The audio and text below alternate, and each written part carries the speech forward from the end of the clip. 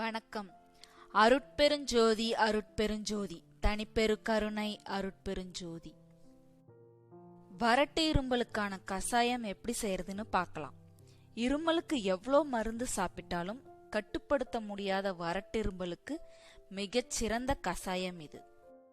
வீட்டில் இருக்கும் பொருட்களை கொண்டு வறட்டு இருமலை கட்டுப்படுத்தும் அழகான மருந்து இந்த கசாயம். கசாயம் செய்வது எப்படி என்று பார்க்கலாம். உலர்ந்த திராட்சை 10 மசித்து பிசைந்து கொள்ளவும்.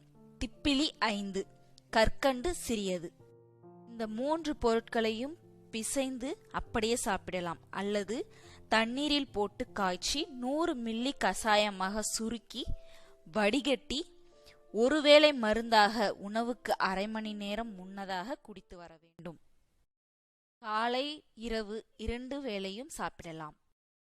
தலைச்சுற்றல் என்ற வெர்டிகோ பிரச்சனை இருக்கும் நோயாளிகளுக்கு இந்த மருந்து மிகவும் உதவும். இதை ஒரு மருந்தாக அல்ல, உணவாக பயன்படுத்தி ஆரோக்கியம் மேம்பட்டு நலமுடன் வாழ வாழ்த்துகிறோம். நன்றி.